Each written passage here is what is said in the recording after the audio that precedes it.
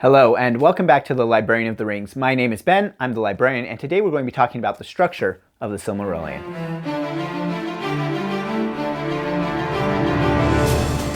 So, I know that approaching the Silmarillion can be really difficult for a lot of Tolkien fans, even those who love The Lord of the Rings and have read it many times. Moving on to the Silmarillion can be really difficult. Come on, Mr. Frodo. And the truth is that this book is a completely different type of book than The Lord of the Rings. It is much more difficult to read, and it doesn't flow like a novel at all. It really is an introduction to the legendarium that Tolkien created. And because it is difficult for a lot of people to approach and get started with, I'm going to make several videos like this one that will kind of help you to approach it and introduce you to the concepts in the Silmarillion. This one is going to deal with structure. But before we get into the structure, I just want to say, don't worry if you start the Silmarillion and don't make it all the way through.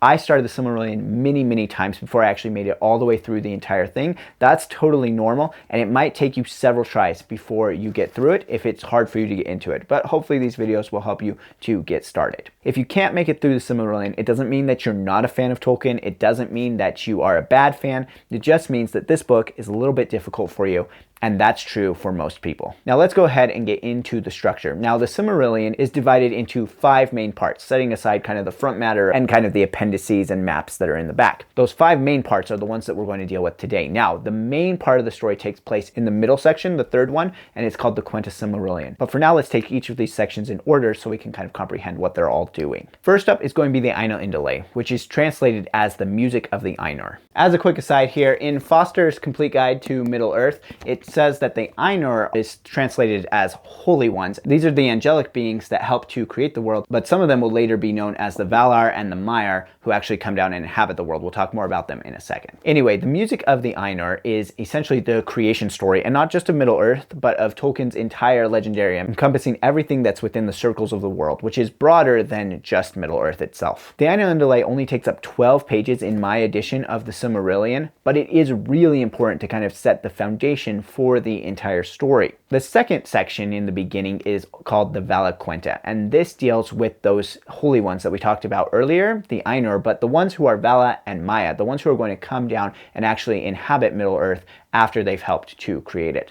It's going to introduce you to these characters. Now, there's going to be a lot of characters here, and this chapter works really well as a reference as you read through the rest of the story. So don't worry if you don't grab it all at once. When you encounter a character later in the story that's a Vala or a Maya, you can come back here and see if they're mentioned in the Valaquenta to kind of refresh your memory on what they are. There's also a lot of characters that are introduced here that really aren't that important.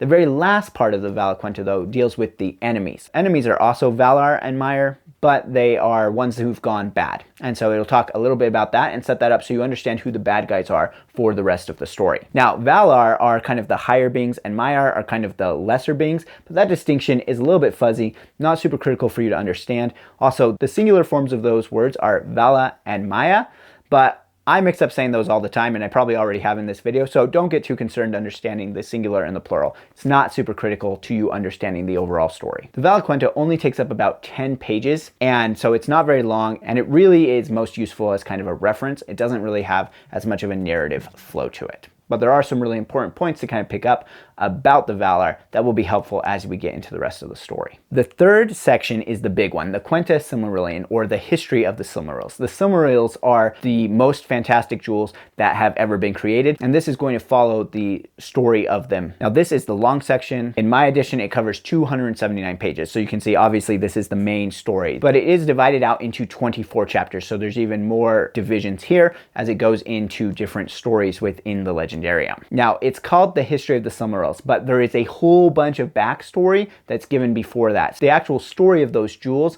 doesn't pick up until chapter 6 or chapter 7. Beginning part is all kind of backstory to kind of set up where the Silmarils are going to sit in history. And then as you go throughout the rest of the chapters, it tells different stories. There are many stories that are tied up in the history of the Silmarils, but some are only tangentially tied up. So there will be whole chapters where you just kind of lose the thread of the jewels entirely, and then you'll come back to them eventually. Now, this Quenta Silmarillion section is going to take us all the way up through what's called the First Age of the Sun.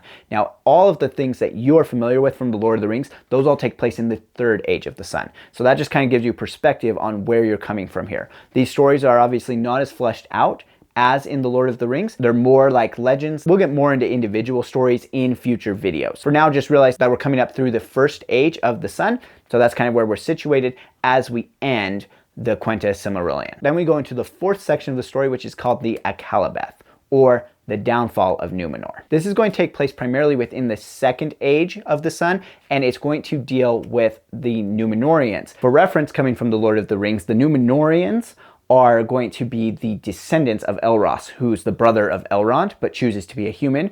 And the Numenorians are also the ancestors of Aragorn and the people of Gondor. So that can just help you to keep that straight. This part only takes up about 32 pages in my edition, and it basically just deals with that story of Numenor and its downfall, which is essentially Tolkien's version of an Atlantis myth. The fifth section has no Elvish name. It is just called Of the Rings of Power and the Third Age. And it's going to deal with some Second Age material of when the Rings of Power were created and the downfall of Sauron by the alliance of elves and men, which you have heard referenced in The Lord of the Rings. And then it's going to take you up through the events that you're familiar with in The Lord of the Rings, basically through the end of the Third Age. But it's going to cover those events very quickly, and it's going to situate them within the larger context of the Silmarillion. This section only takes up about 27 pages, so you can see that these events are being covered at a very high level. Okay, now you know a lot more about how the Silmarillion is structured, and hopefully that will help you as you are approaching it. I know that even this information can be a lot, so go ahead and feel free to drop down in the comments. Let me know what questions you have, and also let me know what things you might like to see me cover in future videos that will help you to approach the Silmarillion. Also, don't forget to like and subscribe. Until next time, farewell wherever you fare. May your Ares receive you at your journey's end.